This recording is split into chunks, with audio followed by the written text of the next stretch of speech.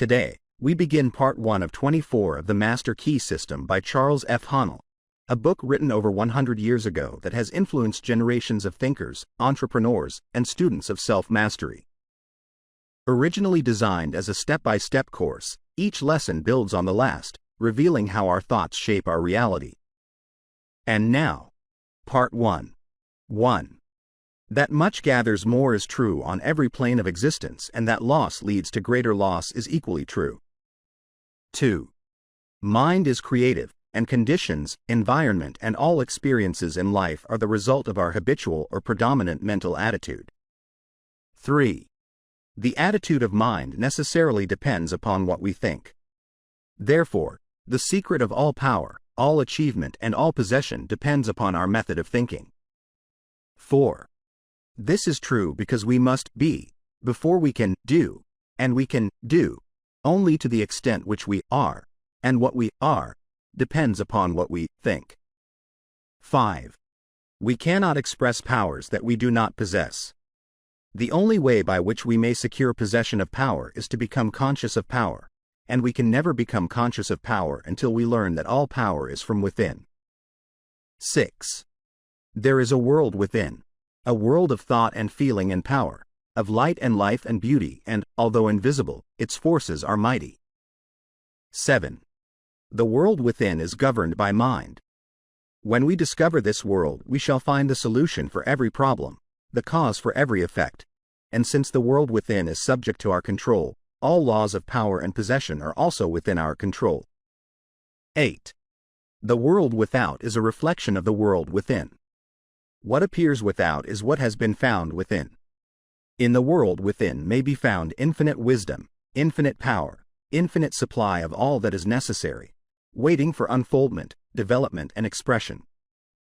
If we recognize these potentialities in the world within, they will take form in the world without. 9. Harmony in the world within will be reflected in the world without by harmonious conditions, agreeable surroundings, the best of everything. It is the foundation of health and a necessary essential to all greatness, all power, all attainment, all achievement, and all success. 10. Harmony in the world within means the ability to control our thoughts, and to determine for ourselves how any experience is to affect us. 11. Harmony in the world within results in optimism and affluence. Affluence within results in affluence without. 12. The world without reflects the circumstances and the conditions of the consciousness within. 13. If we find wisdom in the world within, we shall have the understanding to discern the marvelous possibilities that are latent in this world within, and we shall be given the power to make these possibilities manifest in the world without. 14. As we become conscious of the wisdom in the world within, we mentally take possession of this wisdom, and by taking mental possession we come into actual possession of the power and wisdom necessary to bring into manifestation the essentials necessary for our most complete and harmonious development. 15. The world within is the practical world in which the men and women of power generate courage, hope, enthusiasm, confidence, trust, and faith, by which they are given the fine intelligence to see the vision and the practical skill to make the vision real. 16. Life is an unfoldment, not accretion. What comes to us in the world without is what we already possess in the world within. 17. All possession is based on consciousness. All gain is the result of an accumulative consciousness. All loss is the result of a scattering consciousness. 18. Mental efficiency is contingent upon harmony. Discord means confusion. Therefore, he who would acquire power must be in harmony with natural law. 19. We are related to the world without by the objective mind. The brain is the organ of this mind, and the cerebrospinal system of nerves puts us in conscious communication with every part of the body. This system of nerves responds to every sensation of light, heat, odor, sound, and taste. 20. When this mind thinks correctly, when it understands the truth, when the thoughts sent through the cerebrospinal nervous system to the body are constructive, these sensations are pleasant, harmonious. 21. The result is that we build strength, vitality, and all constructive forces into our body. but it is through this same objective mind that all distress, sickness, lack, limitation, and every form of discord and inharmony is admitted to our lives. It is therefore through the objective mind, by wrong thinking, that we are related to all destructive forces. 22. We are related to the world within by the subconscious mind. The solar plexus is the organ of this mind. The sympathetic system of nerves presides over all subjective sensations, such as joy, fear, love, emotion, respiration, imagination, and all other subconscious phenomena. It is through the subconscious that we are connected with the universal mind and brought into relation with the infinite constructive forces of the universe. 23. It is the coordination of these two centers of our being, and the understanding of their functions, which is the great secret of life. With this knowledge we can bring the objective and subjective minds into conscious cooperation and thus coordinate the finite and the infinite. Our future is entirely within our own control. It is not at the mercy of any capricious or uncertain external power. 24. All agree that there is but one principle or consciousness pervading the entire universe, occupying all space, and being essentially the same in kind at every point of its presence. It is all-powerful, all-wisdom, and always present. All thoughts and things are within itself. It is all in all. 25. There is but one consciousness in the universe able to think, and when it thinks, its thoughts become objective things to it. As this consciousness is omnipresent, it must be present within every individual. Each individual must be a manifestation of that omnipotent, omniscient, and omnipresent consciousness. 26. As there is only one consciousness in the universe that is able to think, it necessarily follows that your consciousness is identical with the universal consciousness, or, in other words, all mind is one mind. There is no dodging this conclusion. 27. The consciousness that focuses in your brain cells is the same consciousness which focuses in the brain cells of every other individual. Each individual is but the individualization of the universal, the cosmic mind. 28. The universal mind is static or potential energy. It simply is. It can manifest only through the individual, and the individual can manifest only through the universal. They are one. 29. The ability of the individual to think is his ability to act on the universal and bring it into manifestation. Human consciousness consists only in the ability of man to think. Mind in itself is believed to be a subtle form of static energy, from which arises the activities called thought, which is the dynamic phase of mind. Mind is static energy, thought is dynamic energy, the two phases of the same thing. Thought is therefore the vibratory force formed by converting static mind into dynamic mind. 30. As the sum of all attributes are contained in the universal mind, which is omnipotent, omniscient, and omnipresent, these attributes must be present at all times in their potential form in every individual. Therefore, when the individual thinks, the thought is compelled by its nature to embody itself in an objectivity or condition which will correspond with its origin. 31. Every thought therefore is a cause and every condition an effect.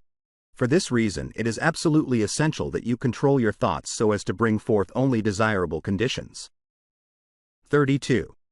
All power is from within, and is absolutely under your control. It comes through exact knowledge and by the voluntary exercises of exact principles. 33. It should be plain that when you acquire a thorough understanding of this law, and are able to control your thought processes, you can apply it to any condition. In other words, you will have come into conscious cooperation with omnipotent law, which is the fundamental basis of all things. 34. The universal mind is the life principle of every atom which is in existence. Every atom is continually striving to manifest more life. All are intelligent, and all are seeking to carry out the purpose for which they were created. 35. A majority of mankind lives in the world without. Few have found the world within, and yet it is the world within that makes the world without. It is therefore creative, and everything which you find in your world without has been created by you in the world within. 36. This system will bring you into a realization of power which will be yours when you understand this relation between the world without and the world within. The world within is the cause, the world without the effect. To change the effect, you must change the cause. 37. You will at once see that this is a radically new and different idea. Most men try to change effects by working with effects. They fail to see that this is simply changing one form of distress for another. To remove discord, we must remove the cause, and this cause can be found only in the world within. 38. All growth is from within. This is evident in all nature. Every plant, every animal, every human is a living testimony to this great law, and the error of the ages is in looking for strength or power from without. 39. The world within is the universal fountain of supply, and the world without is the outlet to the stream. Our ability to receive depends upon our recognition of this universal fountain, this infinite energy of which each individual is an outlet, and so is one with every other individual. 40. Recognition is a mental process.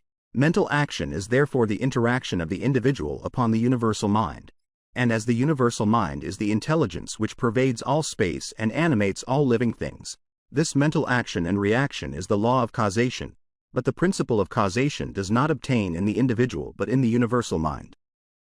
It is not an objective faculty but a subjective process, and the results are seen in an infinite variety of conditions and experiences.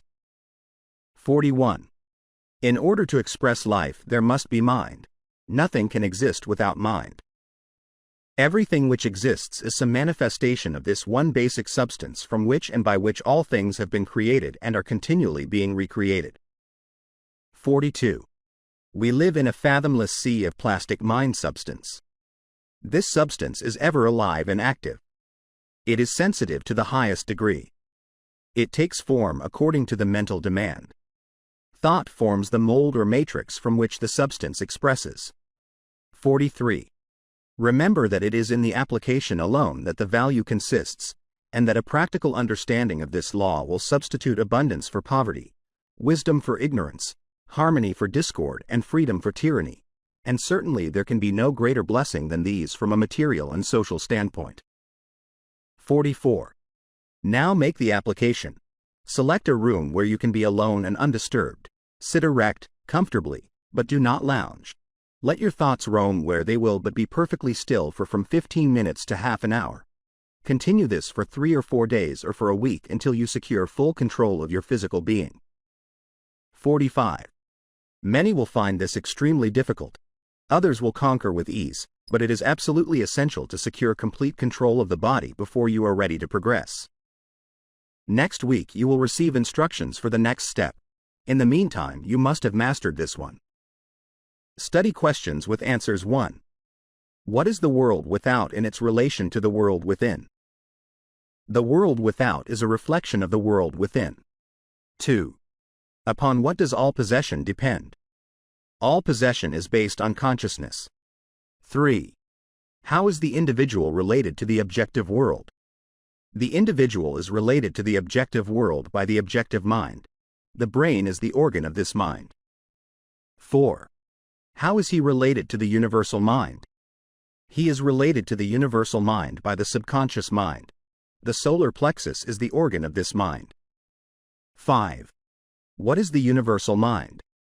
The universal mind is the life principle of every atom which is in existence. 6. How can the individual act on the universal? The ability of the individual to think is his ability to act upon the universal and bring it into manifestation. 7. What is the result of this action and interaction? The result of this action and interaction is cause and effect. Every thought is a cause and every condition an effect. 8.